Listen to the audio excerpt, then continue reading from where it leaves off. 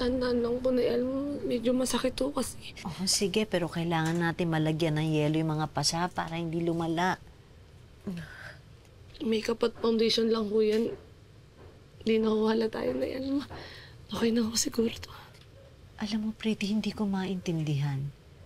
Bakit ka pumapayag na ginagawa yan sa'yo ni Hector? Noong una naman ho, kasi mabait naman ho talaga si Hector eh.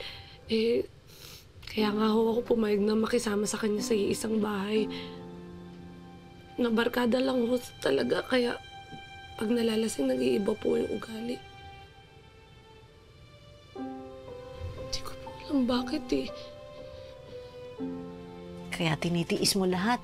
May panahon pa. Isipin mo naman ang sarili mo. Hindi pa huli ang lahat. Pwede ka pang umalis. Huwag mong sayangin ang buhay mo sa kanya. Tama si nanay. Ang mga babae hindi dapat sinasaktan ng mga lalaki. Dahil ang mga babae dapat minamahal, nire-respeto, ginagawang katuwang sa buhay, hindi inaalipusta at minamaliit. Lagi mong tatandaan yan, Pretty. Salamat, Elias, ha. Salamat na Alma. Elias, sana kagaya mo na lang si Hector, no? Sana ganyan na lang din mag-isip si Hector. Pretty, maganda ka. Madiskarte. Kaya mong tumayo sa sarili mong paa. Hindi mo siya kailangan.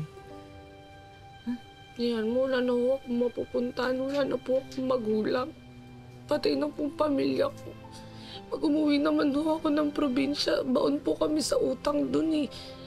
Baka ako pa ho singilin, wala akong pera.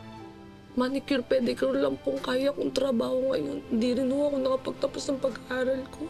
Kahit high school ho, hindi ko ho natapos. Kaya ka nagtitiis kay Hector. Kung gusto mo, dumito ka na lang. Maliit lang ang bahay namin, pero kesa naman ganyan ang ginagawa sa'yo ni Hector. Salamat na Alma. Salamat, Elias. Kayo lang talaga yung kakampi ko dito sa barangay. Salamat. Hinaminom ka man ng tubig. Salamat. Nay, mauna na po ako, ha? Ay, sabi mo. Pretty.